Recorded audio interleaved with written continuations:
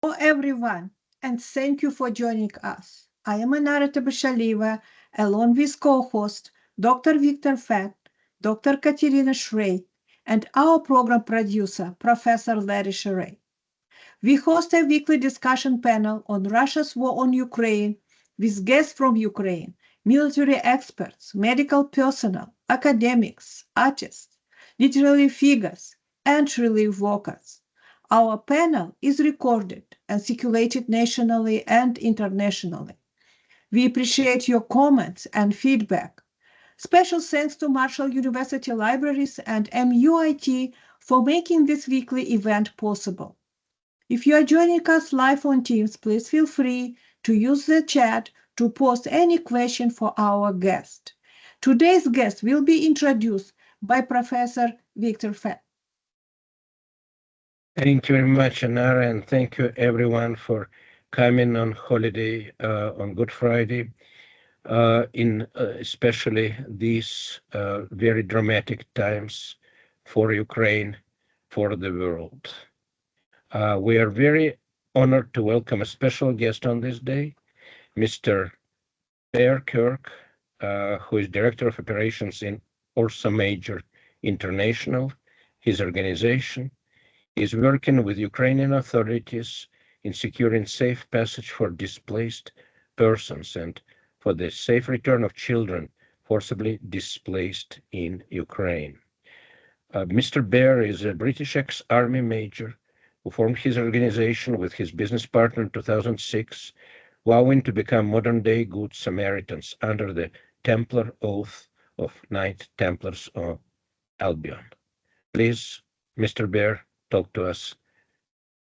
Microphone is yours. Thank you. Thank for you being so with much. us. Thank you, Victor. It's a pleasure to be here.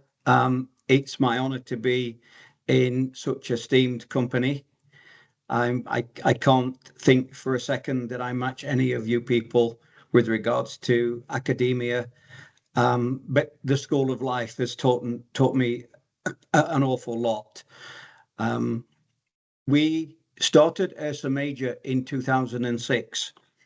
I was based in a place called Sports Ground, which is a British military training camp in Kenya. And at the same time in Tanzania, just over the border, a minibus carrying 6 Red Cross nurses was pulled over by insurgents at gunpoint, and an unspeakable event followed immediately, where all of those 6 ladies who have given their lives to dignity and to humanity, they were executed systematically. And at that point, even though I was still employed by the British Army, I said something has to change when a humanitarian organization and their staff is no longer seen as neutral. And again, I often think back to that time. Was it a dramatic, acute change, or was it a chronic thing that humanity was going through over decades? I don't have the answers to that. But what we set out to do on that day was to try and find more questions that would help us to get to the answers and to deal with injustices across the globe. Now, in the year 2000, I started a sports charity after having visited South Africa many times. And at that point, I discovered I had a talent for bringing people together through cultural understanding and giving myself in a committed form to them, wherever they may be, and getting to know what it is that brings about a consequence. And sure enough, if we look into today's political world in the United States, Donald Trump, as bad as he may be, is a consequence. And it hurts sometimes to say that, but it's a consequence of 40 years of protectionist governance, if that's what you would like to call it. Now, does that mean that's in America and it doesn't affect me and my people and the people that we hope to help. Yeah, it does, and massively. I want to run the clock forward to February 22, when I went into Ukraine with one sole mission and a standalone mission.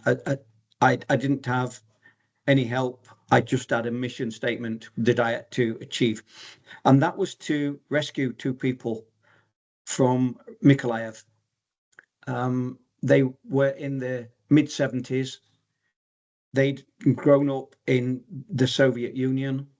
As Ukrainians, they'd seen the oppression and the intent to wipe out the Ukrainian culture by the Soviet Union at the time. And indeed, the gentleman who I managed to extract, his grandfather was walking the streets of Mykolaiv in boots, pantaloons, and a blouse, Vishivanka, and he had his massive Slavic mustache, and he'd grown up to learn to absorb, to dress in the traditional manner.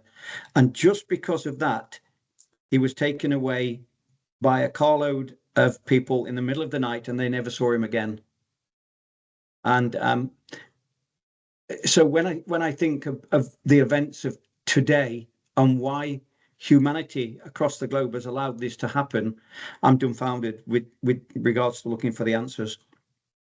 February 22, I went over the border into Krakovets to get these two wonderful people. And it cost me $10,000 at a Russian checkpoint. I'd served with the Russians as a UN observer in Syria during COVID. And I knew very well that here was a culture or a race that could be bought. And the corruption, even in an institution like the armed forces, was rife.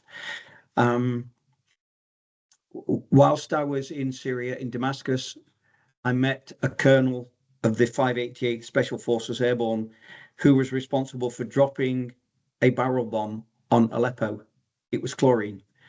And he dropped it knowing that there was no military personnel there.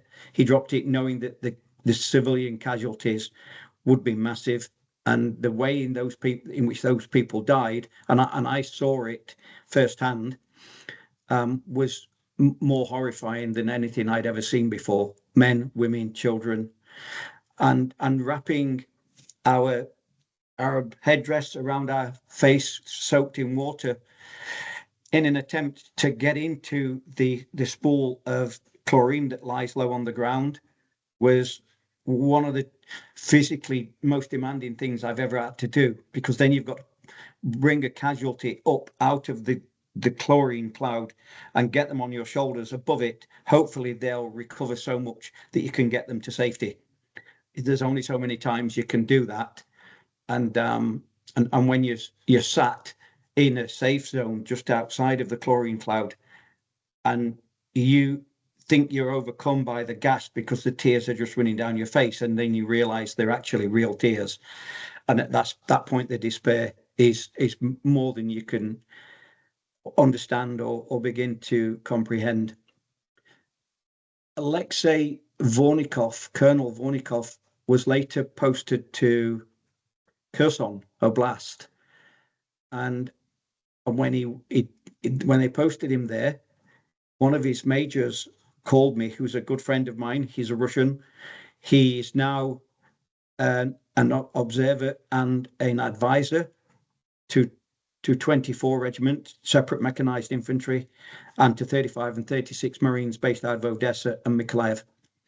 He refused to deploy his troops from Damascus and Aleppo to Ukraine.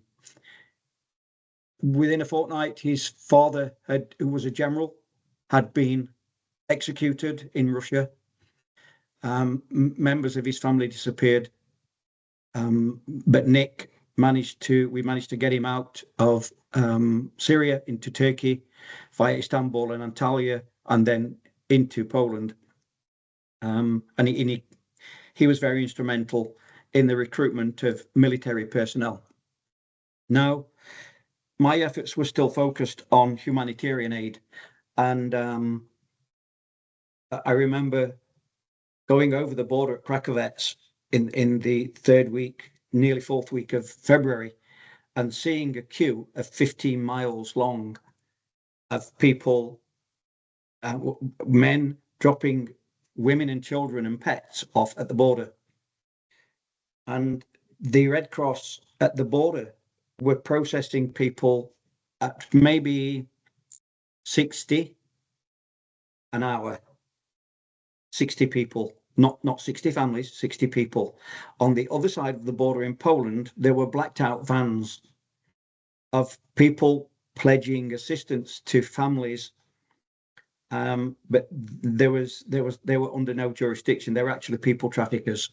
So I've got several problems through my experience of working across borders in Africa, Central Africa, Western Africa, and the Middle East.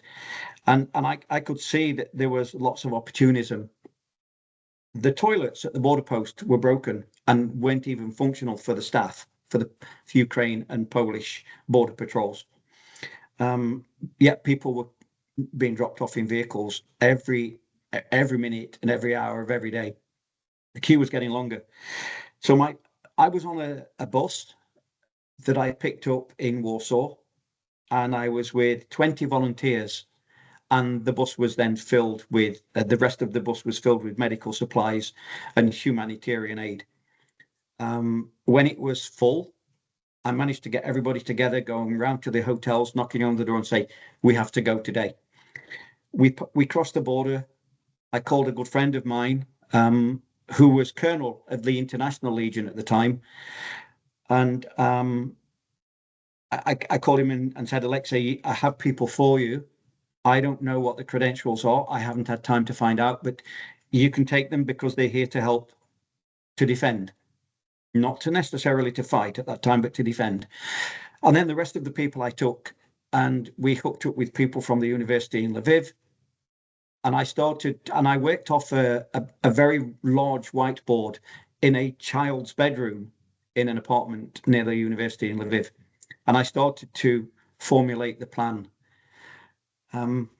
We did a lot of networking, and we managed to bring under our control 57 different volunteer organizations.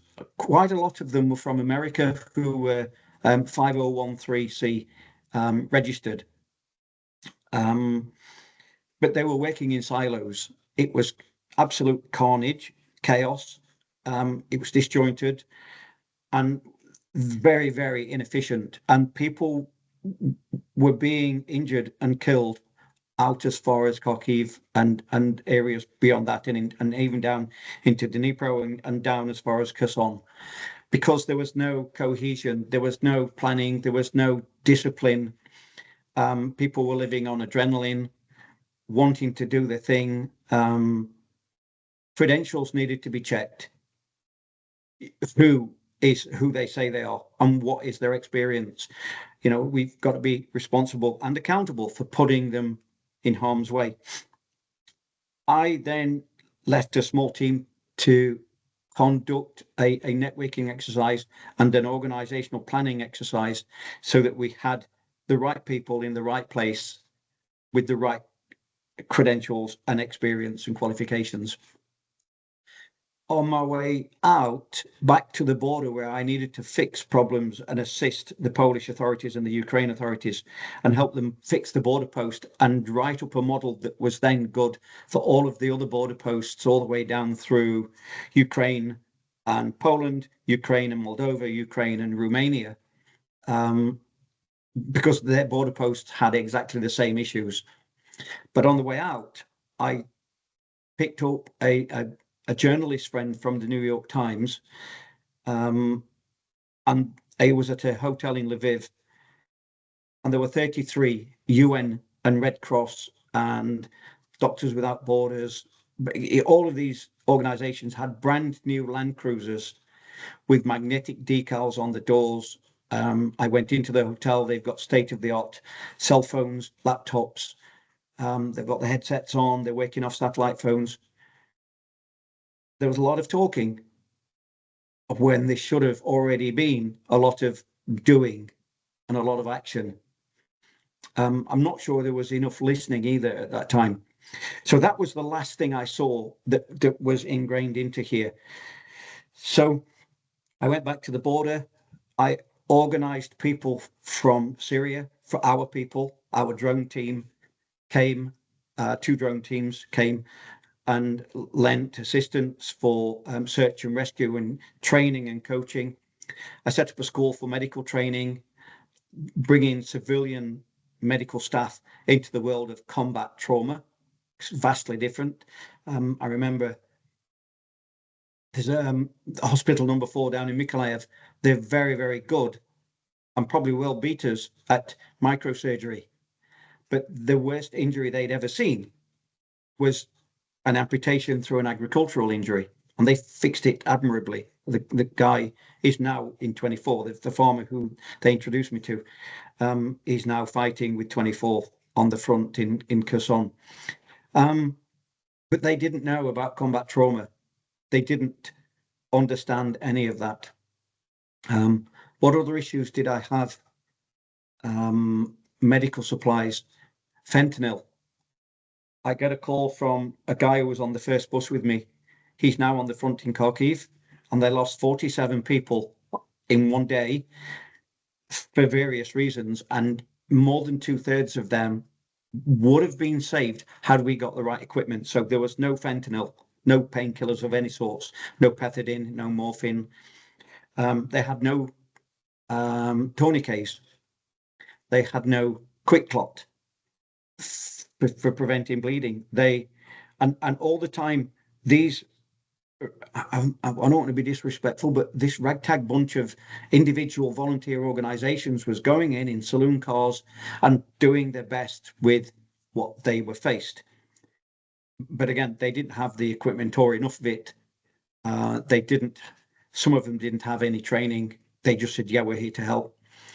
Many were injured. We'd lost a French man and a woman from Switzerland in an artillery strike, maybe 25 miles east of Kharkiv, in a small village there.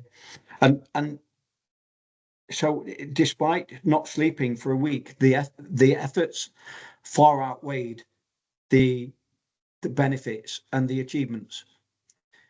So I went back after fixing the border post, working with the authorities, getting rid of the people traffickers, showing a bigger presence with regards to law enforcement, and then getting people safely to the football stadium in Warsaw at the very outset to be processed correctly with the right administration in place. It was very efficient, very smooth, and then people were shipped on to safer environments around Europe and the UK, in Berlin, and people even went to as far afield as places like Qatar and Dubai in the Middle East, where relatives were working as expats there, and they offered to host them as refugees or on parole, as they call it.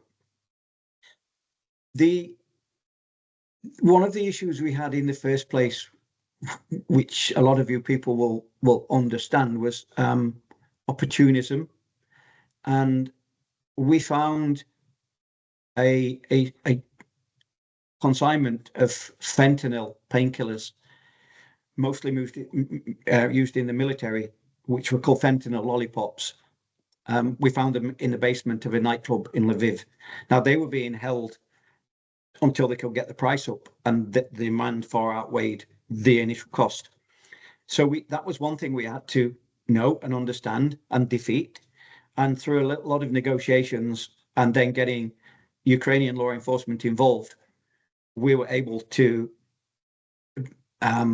take all of that assignment and distribute it accordingly across the whole of Ukraine. At the same time, we had a sister operation going on where we were moving initially 30 tankers of water from Odessa to Mykolaiv and beyond every single day. Now, they needed a medical team with them, with the drivers, They needed mechanics with them. They need escort vehicles, and to some extent, some military intelligence or intelligence of some sorts to be able to keep everybody abreast of what was happening to keep that convoy safe. US aid took over that convoy after a time, and then, as we all know through very recent history, they had to give it up, and we were left with our backs to the wall again, where we were spread too thin. That I want to bring us. So that's a very condensed version of the events that surrounded everything in the early days. But I want to bring you back to the 57 volunteer organizations who now, and for the last 3 years, have all operated since May 22. They've all operated under one umbrella organization. So it's called Red Zone Extractions. It's run by an ex-British colonel and a military intelligence officer whose name we only know is Rebecca, or Bex. I doubt that we'll ever get to know who she really is. My boss knows who she is because she worked with her previously in overseas in Iraq and Afghanistan and places like that. Now, what we did was we went out to the villages on the cusp of occupation and beyond, and we did a very quiet, low, softly approach with regards to gaining trust, hearts and minds, providing information, and people were given small cards that unfold into an A4 piece of paper, and it gave them instructions of what to do, who to call, what do they need, what can they leave, what is essential, how will we get them out, and so on and so forth. Now, that was the communications part of it and the forward planning, and then we've actually got to expedite. And at that point, we started to work from, we took over a building. We were given a building with several rooms, and the main room was an old school. The main hall was now our operations center. And every time we sent people in, they had to, it wasn't just us directing.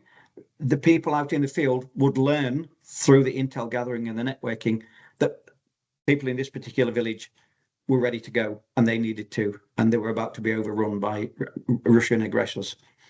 So at that point, they can't just go in and get the people.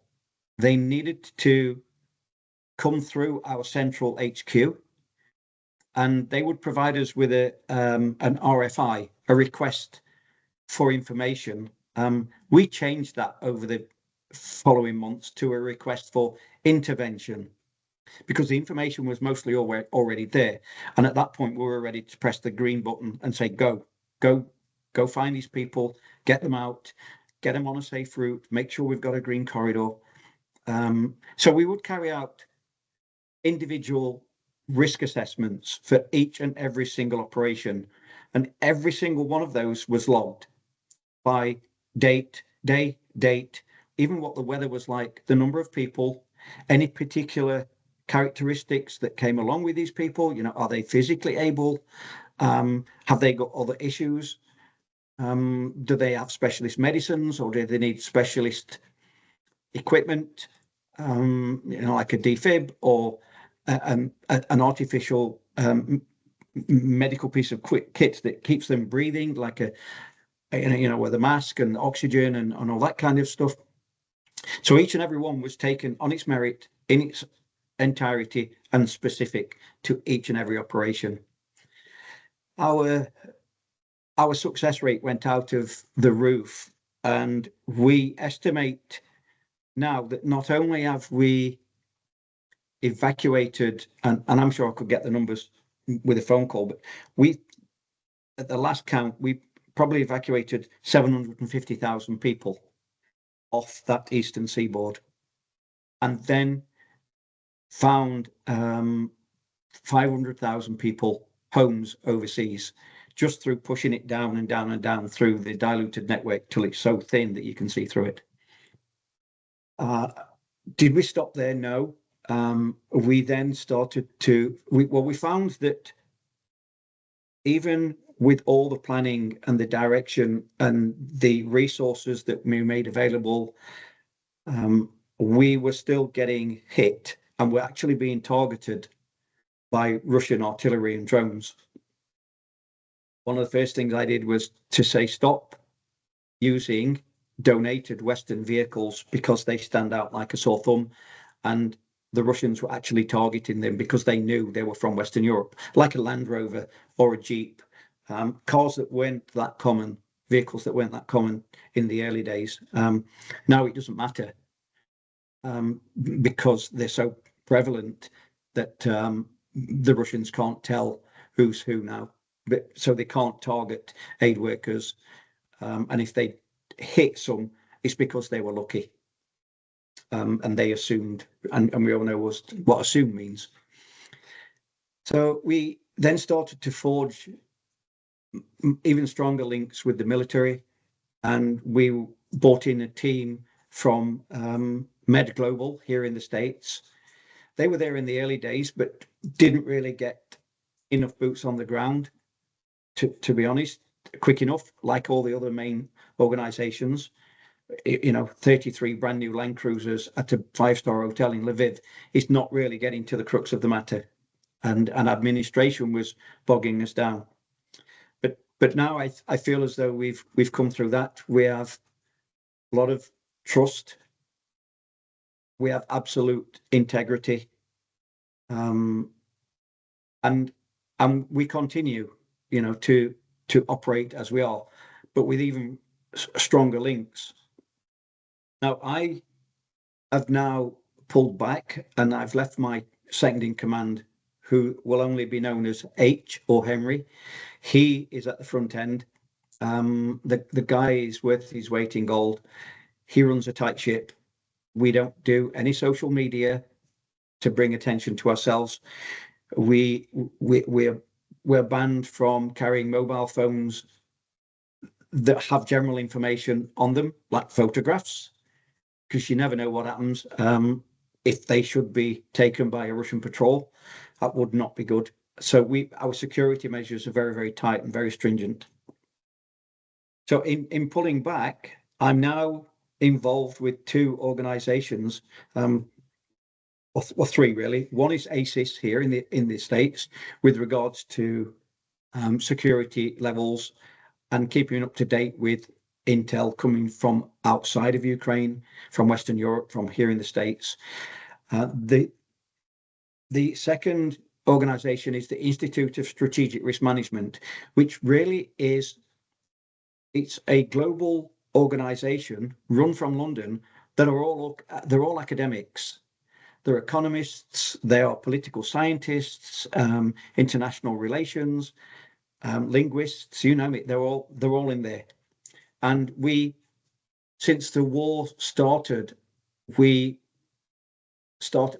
commenced with a weekly forum, which sometimes is 2 weekly now, called the Global Crisis Watch, because there are so many external events that are affecting and influencing what we do, whether it's in Ukraine or whether it's in Gaza or in Burundi and Rwanda, where we have small teams right now.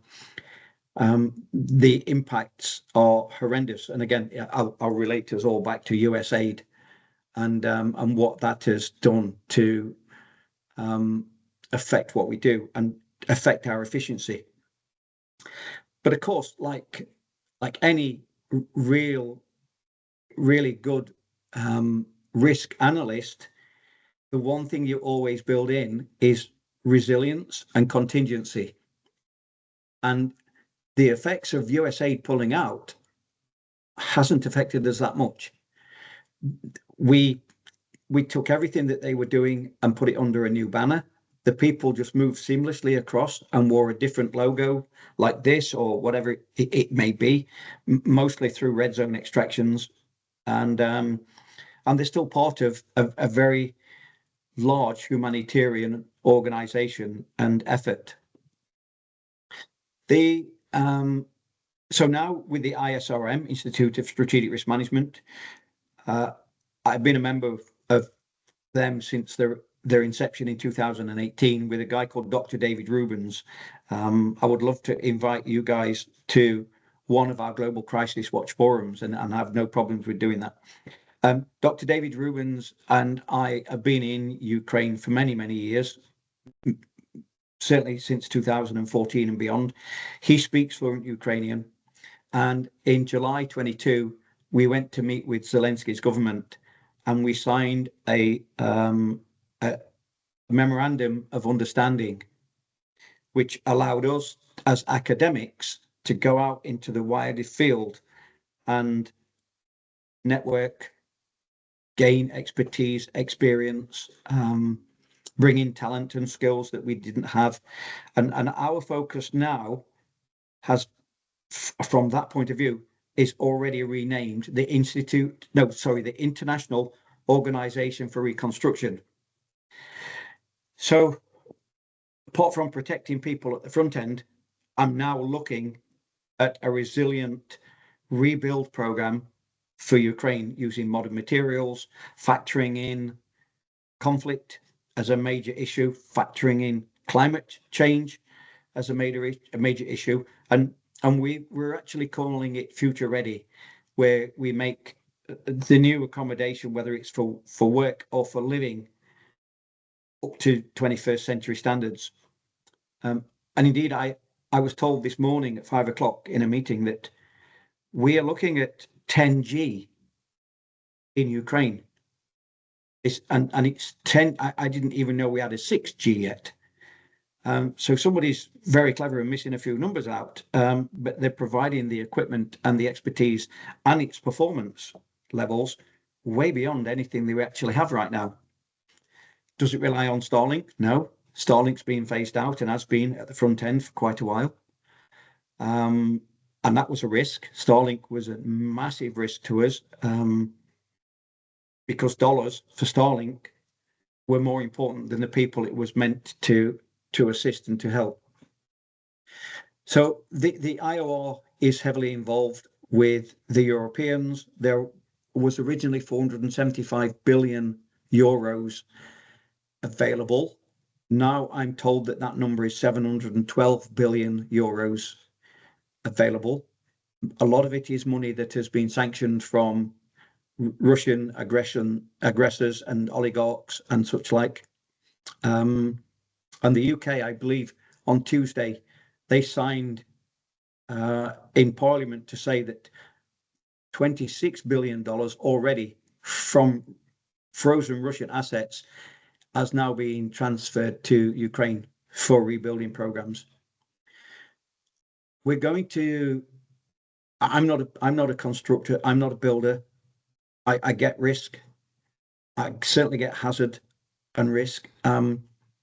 But we've had to bring on some of the top thinkers across the world with regards to how do we actually rebuild Ukraine. They're going to treat it like a mega project. So it's going to be split into different sectors. So we have buildings and infrastructure, and buildings means hospitals, schools, residential areas, factories, manufacturing plants, stores, such like, and then that's the crossover into airports and railways. Then we have transport, road, rail, maritime and air. Once we control the skies right now, for the first time in 3 years, we are king of the skies, and we can do so much more, because that makes the aggression with regards to longer range missiles less effective. I'll come back to that in a second, over the last recent issues. So we've got buildings and infrastructure, we've got transport, education is on its own, but there's a crossover with buildings and infrastructure again for schools and universities. In that comes cultural assets, so churches and monuments and that kind of things that I don't know if anybody's been to Ukraine recently, but you'll notice that a lot of the monuments within range have been protected by wooden frames with metal casings and impact resistant materials, that kind of stuff. So we have the monuments and all that. And then we have medical, so hospitals again. There's a crossover with buildings and infrastructure. And then we have utilities. So you can see there are concentric circles being formed where the interdependence is cemented in. There will be nothing in silos. So if you want to rebuild a railway station, you have to come to buildings and infrastructure and get the experts. You have to go to utilities and find the experts. You have to look at logistics. So there's a separate section under transport for logistics. And sports and leisure is a big one. And I was, because I have a sports charity in South Africa run from the UK for 25 years now, I fully understand the positive impacts of sports and leisure, mostly sports. I suppose it's called leisure if you're not ever so good at it, but you still want to participate. And that was the plan in South Africa, is to get people participating in sport. But the impacts on mental health from sport and competition and rivalry on a patch of grass or a court or whatever it is, with no casualties, is immense. It gets people out of the zone. It gets them to open up and be transparent and more absorbent and to talk more. You'd be surprised the conversations that you have on a football field with a guy next to you that you wouldn't have, who's wearing the same shirt as you, that you wouldn't have off the field, or maybe in the change rooms for 5 minutes later after the game. So sports is immense, and the mental health experts and the trauma experts that we've managed to allocate quite a big lump of money when it comes from the billions of euros that are available, and when it's the right time to do so. I'm concerned about one thing right now. All of these things are great when we're able to implement, but what about the transitional term? I'm actually going to Ukraine in, we have to leave America. I must tell everybody that. Hi, Oxy. My partner was just knocking, I think. Yeah, we have to leave America because Oksana is on the U4U program and her parole hasn't been renewed. So we have until the 5th of June. So we are actually being deported right now, which is why I'm back to help Oksana pack up the house and do a lot of networking and organising before I leave. At that point, we'll go back to England. We'll get settled there over 2 or 3 days and just drop everything that we can carry. The house will follow later, of course. But then I'm going to drive a vehicle in for my, we have in each oblast fixers, linguists, interpreters, organisers, controllers, administrators, and my fixer, my guy, my right-hand man, my go-to guy, Sasha, he needs a new vehicle. He gets through vehicles like I get through training shoes, because I mean I run a lot, but his vehicles get targeted a lot, and he's on his 3rd donated vehicle right now. So I'm going to go and get a vehicle in the UK, and we're going to drive it back to Ukraine. Oksana needs to take care of some personal things while she's there and while she's able, and then we'll ship back out, and then I'll continue with my efforts with regards to developing and advancing the program into its next phase. And at some point, someone will drop a huge lever and say, okay, IOR is now fully operational and we're ready to go and to implement, which is going to be a massive day for us. I don't know if you can see up there behind me, that's me in Kherson Oblast on the 18th of March. We'd just been to a village called Olemzadrivka, not far out of between Mykolaiv and Kherson, where the only 2 people left were an 84-year-old woman called Olya and a little boy called Yuri. Are there any, Victor, are there any medical people online or? I don't think we have any Okay. medical with us now. If there were, they would undoubtedly know Yuri's story. Yuri was 6 years of age. He's now 9. He'll be coming up to his 10th birthday soon. When we found him, he was Olya was in a bunker or a basement of a house that was 4 inches of water in there, freezing cold water, no power, and she'd been hiding for days.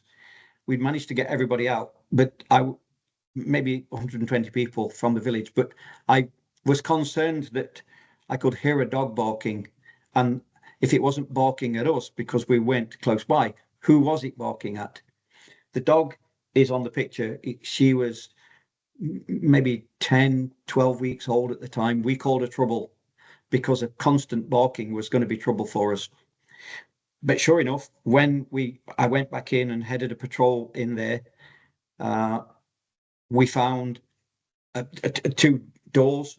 One of them was crashed in, damaged. You couldn't open it, but the second one was, and they were both entrance to some steps into a basement of a small house and dacha. Olya was in there. When she came out, she brought our attention to this other house that she'd been keeping an eye on, and we found Yuri, 6 years of age at the time.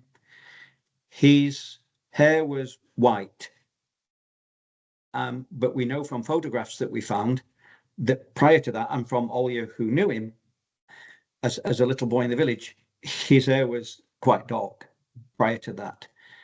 So something happened in the trauma space to make this poor little boy's hair turn white overnight. He was actually sitting on something that we didn't recognize to start with. It was his father's corpse. He'd been shot in the doorway of the house. He couldn't close the door because his father was in the way. His mother had been subject to the most appalling atrocities before being executed, and at that point, I did say to Bernadette, one of my ex-Red Cross nurses from Belgium, why is that little boy staring at me? Surely he knows we're here to help. I hope the combat gear doesn't scare him. She said, he's not staring at you. He just can't blink.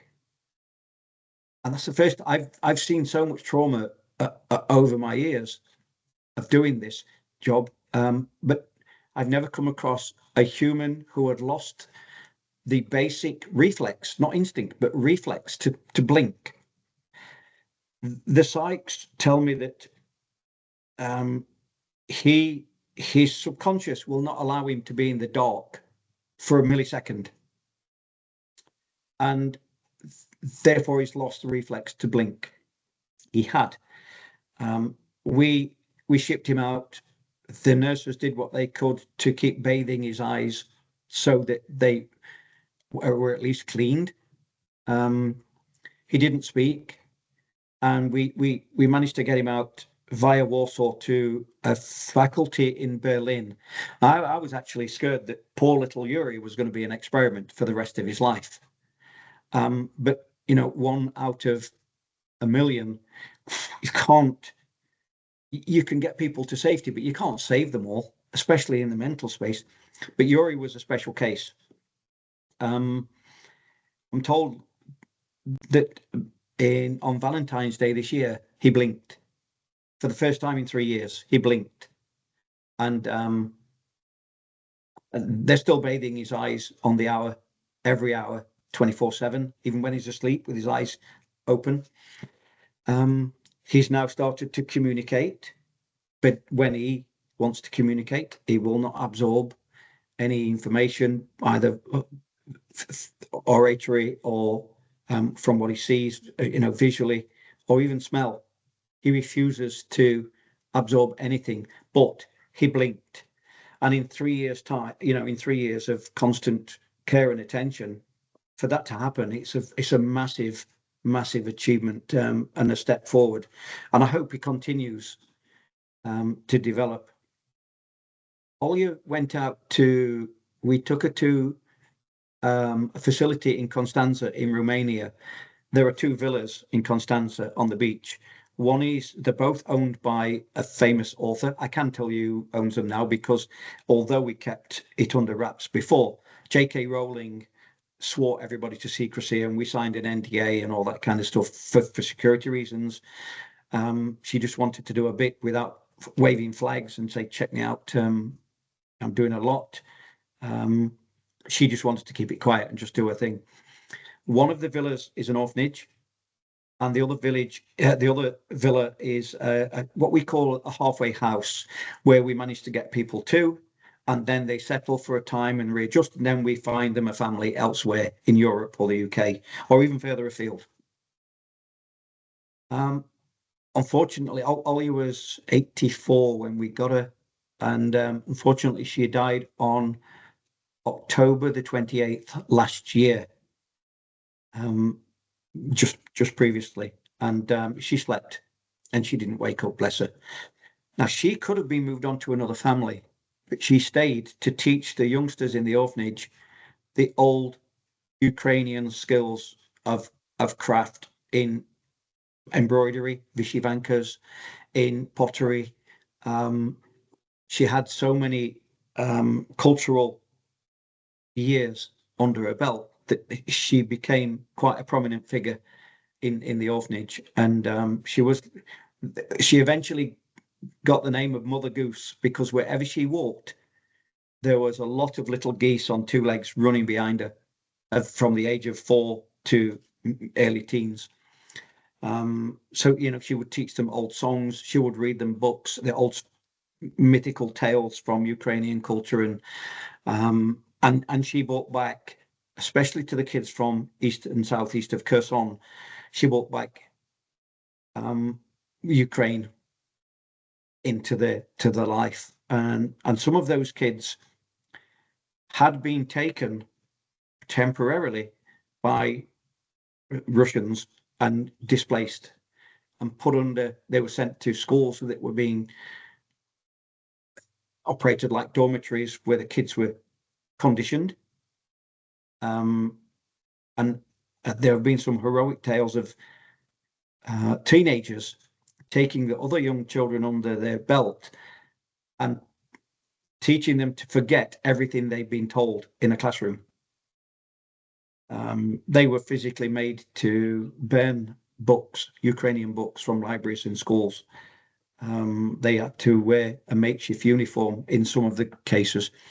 But Olya's efforts in bringing back a piece of Ukraine culture and heritage into the mindset of these youngsters was absolutely immense. And we have put her forward posthumously for a Heroes of Ukraine award, because I think she deserves it. And I'll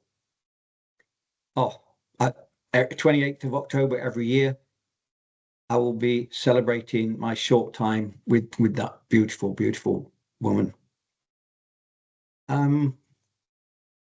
What else is happening? So, apart from doing what we're doing at the front end, providing medical skills and training, part of the teams have broken away to provide military training.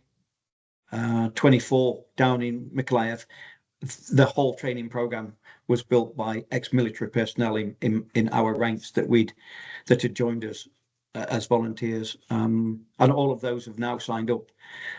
The Free Russia Legion also came under our wing for a long time, and most of those people, I would say 85%, went to the UK and to Holland and Spain to be trained as real soldiers.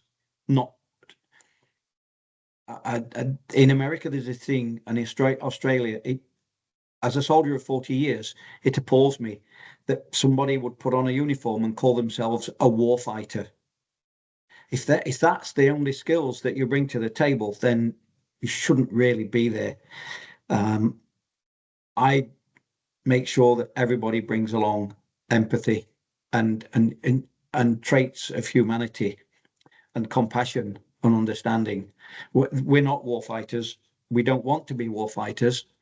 And indeed, when it's over, and God, willing, it will be soon, we will still be able to add our skills without having to carry a loaded weapon. And that for me is massive. It's immense. And just about everybody I know, I talk to them every day. I know everybody's first names. I mostly know who's married, who's not, what their wives are called, how many kids have they got. I'm especially drawn to the ones who have twins. We have an inordinate amount of people in our ranks whose children are twins. I don't know why that is, but I love it, and so I'm drawn to the twins a lot. And but the fact that they can defend innocent people, and then when it's finished, to put that weapon down and still continue with 90% of their duties is really, really powerful for me. Are we going to get to that point soon? I don't know. I listened to a lecture this morning from one of the Sachs brothers, who was the faculty leader of economics at Columbia University. He's in Antalya in Turkey right now at a conference, at a diplomatic conference, not a war tribunal or not a war conference, a military conference. It's a diplomatic conference. And I think that for me is where the problems should be solved and can be solved. There are issues here for sure. Like I say, Oksana, my partner, is a 51-year-old mosaic artist from Mykolaiv. She used to build ships, but when I rescued her from Russia, where she was stuck after the outset of the war, when we got her out to Turkey for a year and then brought her here, I told her that I wanted her to do whatever she wanted to do in life, not what she had to do to earn money. I said, whatever makes you happy, I want you to do it. And she's become quite an accomplished mosaic artist. And in America, there are some fabulous examples of mosaic art and stained glass, and, Tiffany and all that kind of stuff. So when I'm here, we managed to get around and have a look at some of these examples. Just when I landed, we made a road trip from New York State, where we are, into Boston, Massachusetts, and then up the coast into Maine, and then New Hampshire and into Vermont and back. And we visited many Capitol buildings and libraries and museums and faculties of learning. And I was alarmed to find that everyone is carrying this card, a red card, which tells them what they can do under the 4th and 5th Amendment to stop ICE from detaining them, either from the street or from their place of work, or from their homes even. And I'm thinking, hang on a minute, this is 21st century America and the leaders of the free world. Where did this prime example of fascism come from? So that's a worry. I think in one respect, it's been 40 years in the making, and this political environment of protectionism has probably led to that. But now it's not a one-party state; it's a one-man state. The number of emergency executive orders that bypass Congress is just alarming. If you go onto the website, Washington DC Gov website, and have a look at all the executive orders that Trump has signed, it's just bizarre. But then again, that's made other parts of the world step up to the plate, which I like, because it helps me greatly, especially in Europe. The UK and the Europeans coming together again as one cohesive force to stop this scourge of imperial expansionism by the Russians. And it has to be done, because if it's not done there, the lines will be more blurred and they'll be far deeper as well. And that makes, that's just not the best way for humanity to go. I think that's it as far as what I can tell you right now. I'm quite open to questions if you have them. Thank you. Thank you so much. And we are absolutely honored and stunned by your speech. It is remarkable, and we're glad to record it for everyone to hear. I have questions from Dr. Deutsch and Dr. McAllister here. Please, Leonard. There is, thank you, Victor. There is one thing that's going into the front of my book. I don't know if anyone knows Dr. Michael White, who was the Queen's biographer in the UK. He's writing my book, and it's going to be called A Life Less Ordinary. But I'm going to take a part of that, and there's going to be a movie made called Yuri's Story about the young 6-year-old boy, and then our efforts to go into what I haven't talked about yet is to retrieve more children that are under Russian displacement and control.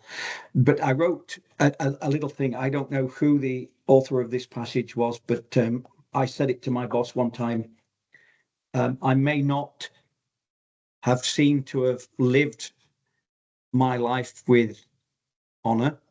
I know I have, but I may not have seemed to have done that. But I certainly hope that I've done enough to die with it. So that's going in the front of my book. So that's it in a nutshell. My job will be done when I take Georgi and Olya Savchenko back to Mykolaiv. When this is finished, that's when mission's complete for me. Sorry, Leonard. Please go ahead. You mentioned young children who were brainwashed in Russia, and you also mentioned older children who were trying to undo that brainwashing. How many children are we talking about, and how many have your organizations been able to repatriate back to Ukraine? We estimate 20,000 in its entirety. Many of them are now beyond Russian-controlled territory and are actually in Russia and Belarus.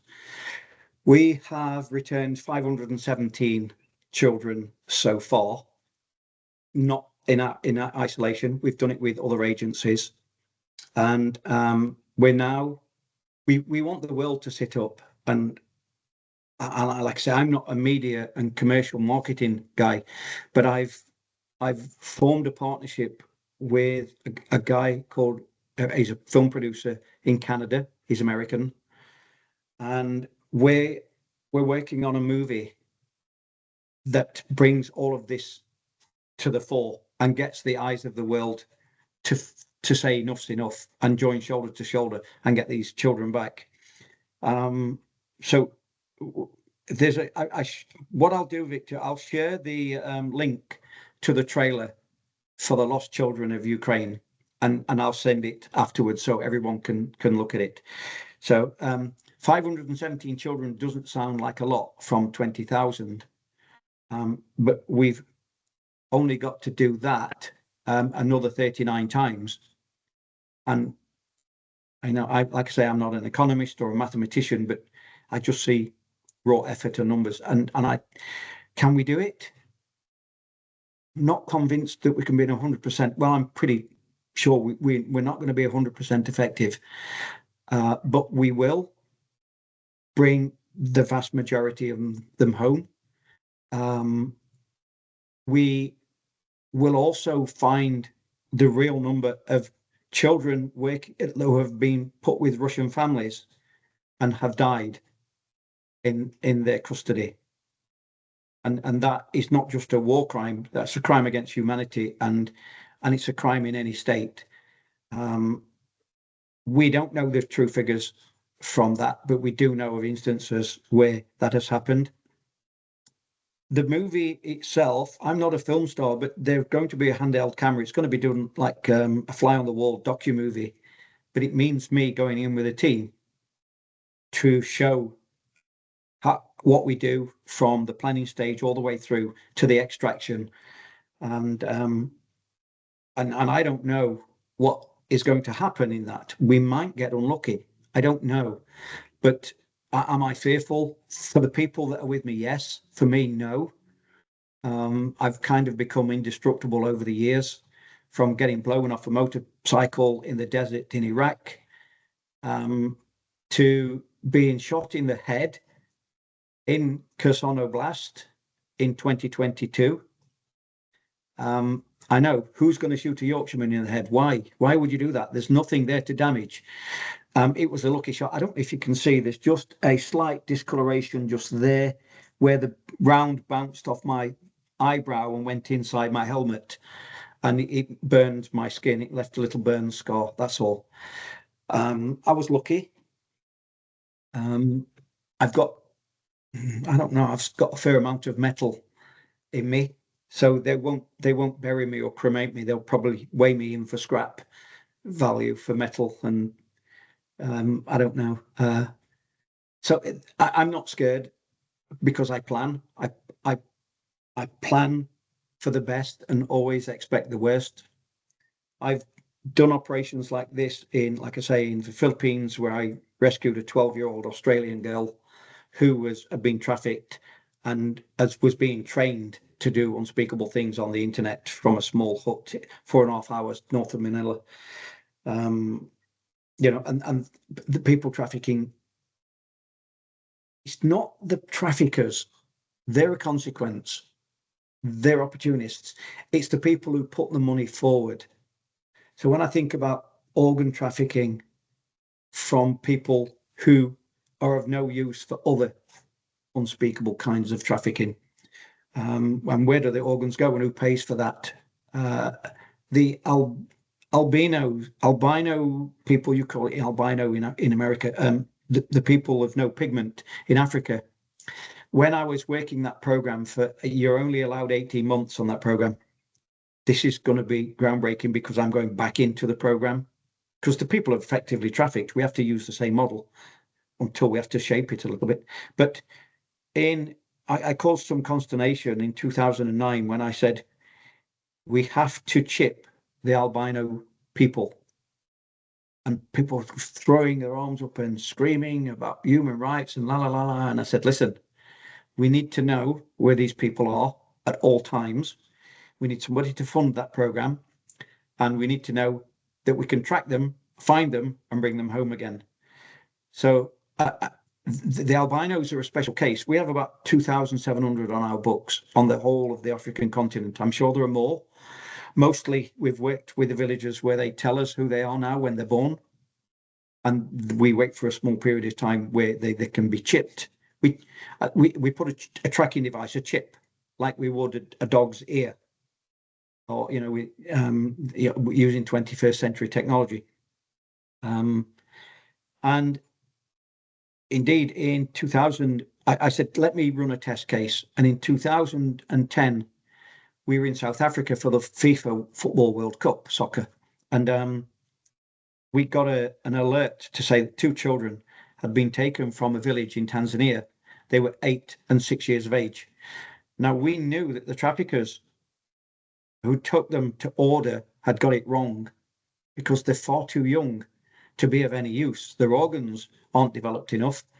They're not really in a niche market for sex trafficking, because they're a one-off use. It's as callous as it may sound in a human world, although we're devoid of a lot of humanitarian traits. But so they were useless as a commodity, but we were able to head them off as to pass. Now, the traffickers are only the postmen. They deliver them. They need money. They will take whatever it is: precious metals, gold, diamonds, ivory, rhino horn, keratin, whatever it is. But people are also just moved, and they're used for one use or another.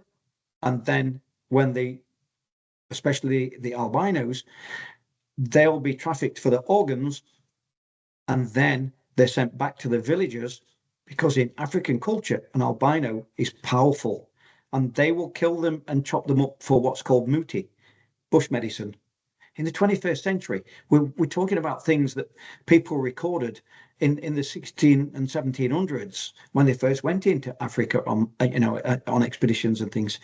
But it's still happening, and it's happening because of the dollar or whatever the currency we're going to call it. So 20,000 we think. Can we get them all? Realistically, we don't think so, but we will bring to justice the people who are responsible for the deaths of some children in custody or incarceration, and we will bring many of them home. But we really need to max the publicity on that and get this thing. Unfortunately, it will put me as an individual up front and center for anybody who wishes to crash the program before it even starts.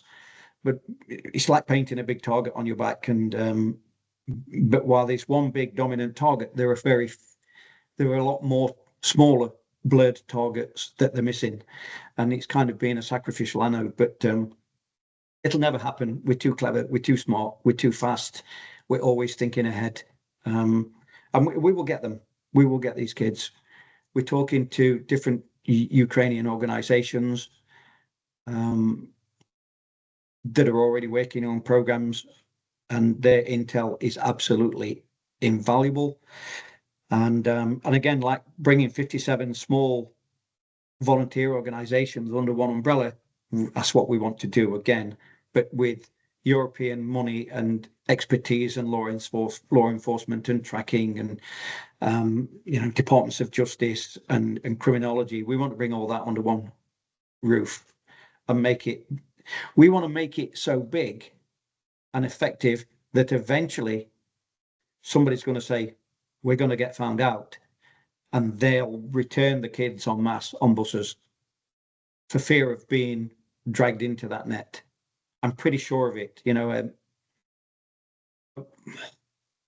I would like to think that would happen, where we become so efficient that we can make that work.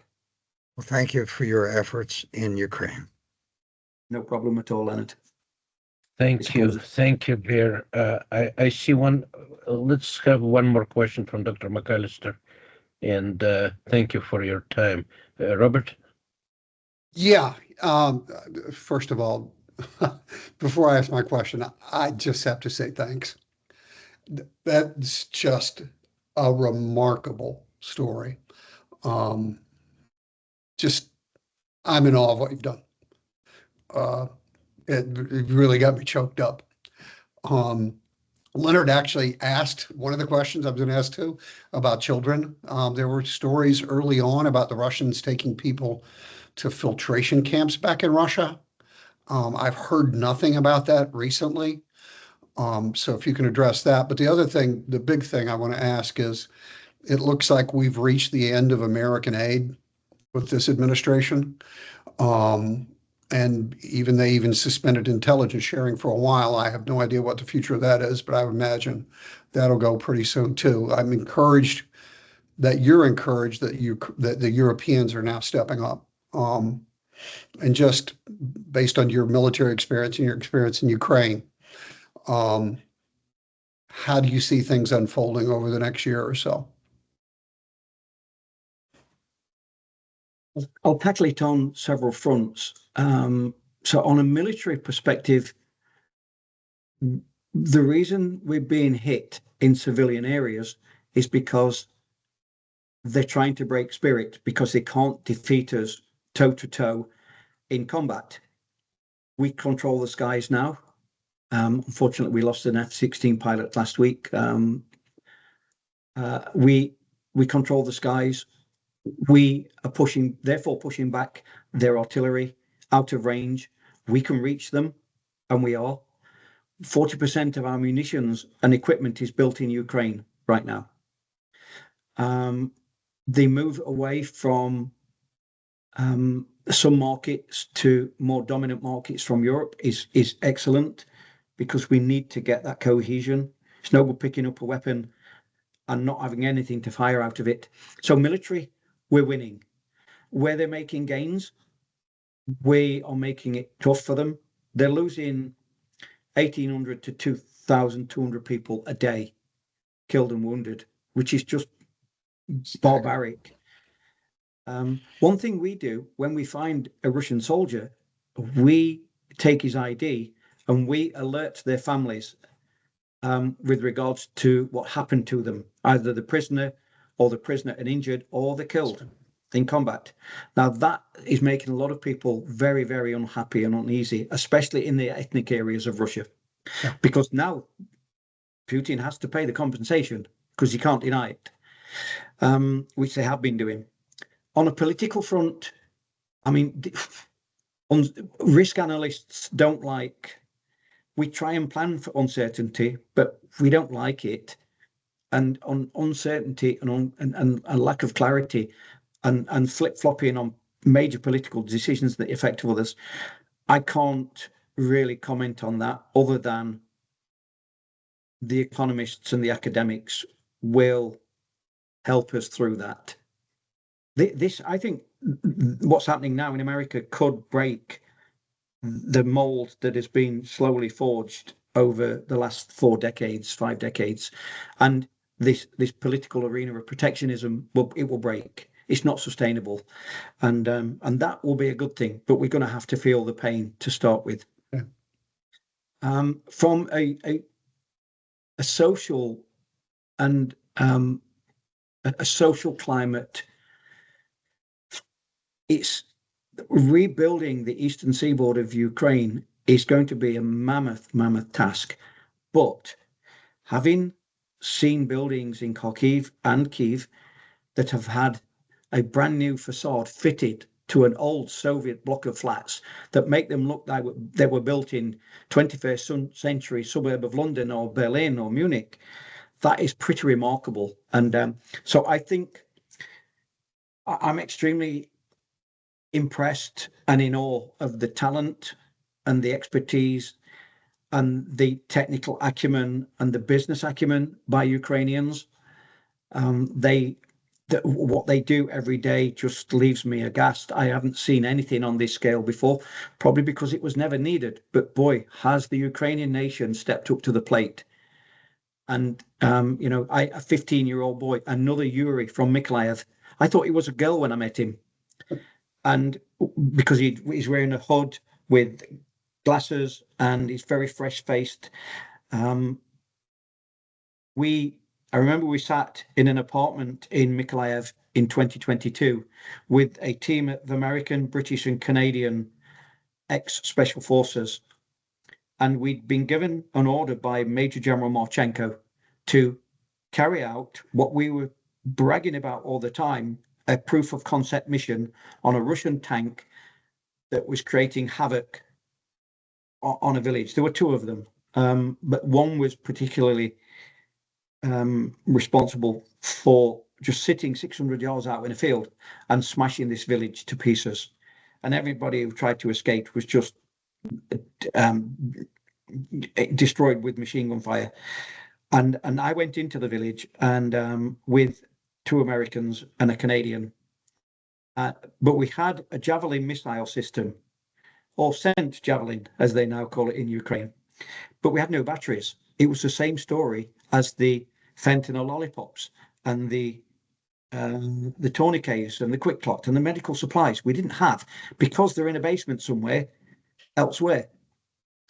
So Yuri, number 2, goes away, and he comes back the following morning with 2 sets of battery systems.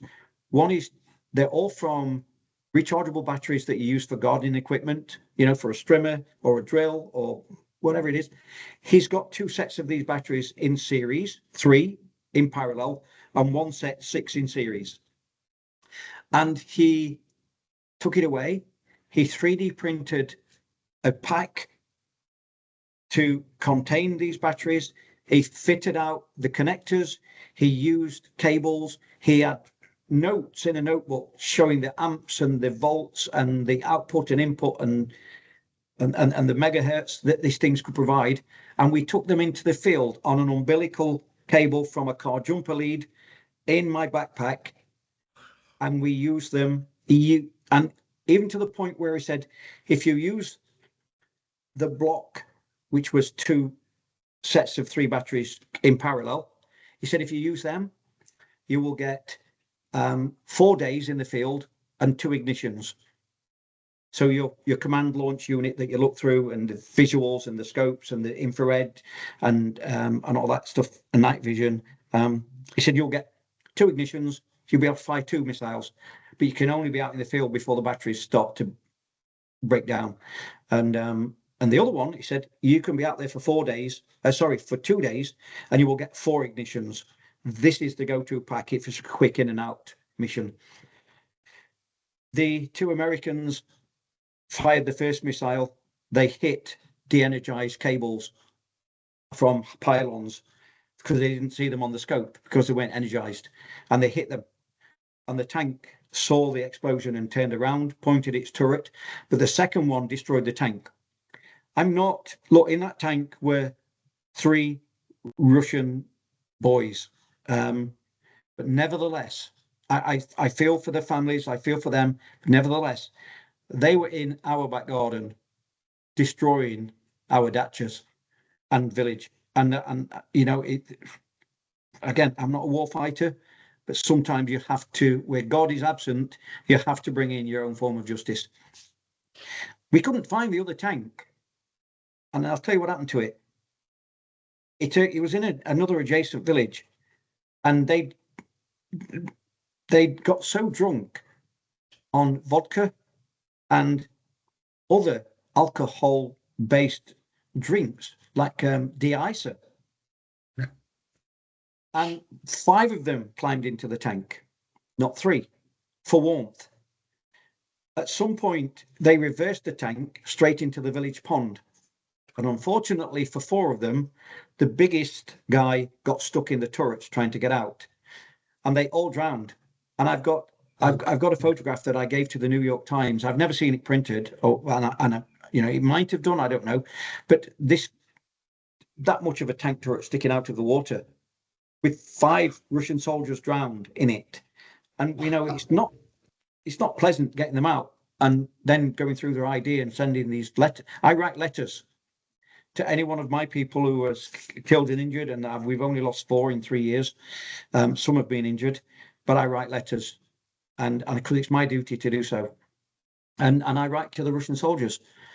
There was a massive twist in September 22. I go to a village outside of, on the outskirts of Mykolaiv, where Oksana's parents' dacha is, and I'm introduced to a Russian woman.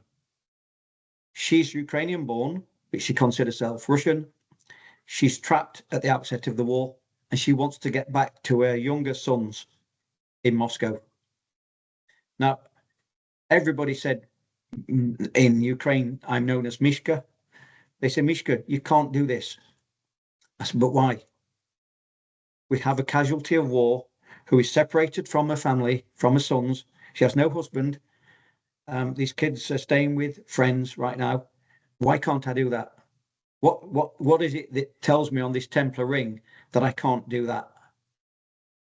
And so therefore we did it. It was tough.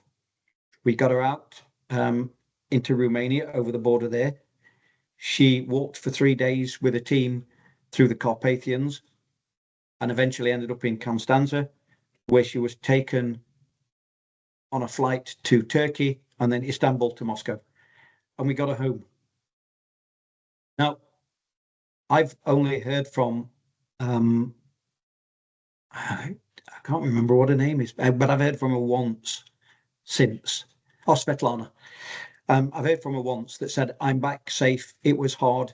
Thank you for helping me. And a few complaints. I said, okay. But I haven't heard from her since. But I do. Oksana's brother, who's in St. Petersburg, knows her personally. And he lets me know from time to time that she's healthy and well. And that's it. That's mission accomplished, job done.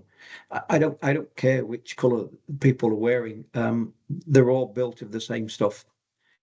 It's what they do with that stuff that I can sometimes make an informed opinion on. Thank you. And I'm very sorry that your associate's being deported. I'd find that heartbreaking. Thank you. First thing we'll do is go and see the king and say, do not bring that orange person for a state banquet. Because, I mean, you're not going to serve chicken nuggets anyway. So why? Why would you do that? Thank you. Thank you. You're welcome. Thank you, Bear. Thank you, Mr. Kirk, for your heroism and for everything you cared to tell us. We admire you and we wish you all the very best. And of course, very happy Easter. We need Happy it. Easter to everyone too. I will keep everybody in touch through you, Victor, and let you know of our progress. And hopefully one day we'll all be able to sit at a table and celebrate one day. Thank you. Thank you so much. Thank you, and we will be very happy to see you again. And good luck in everything that you and yours are doing. No problem. Thank you. This concludes our 164th weekly meeting of MUkraine discussion group, Marshall University, West Virginia. Happy Easter, everyone, and Slava Ukraini. Slava.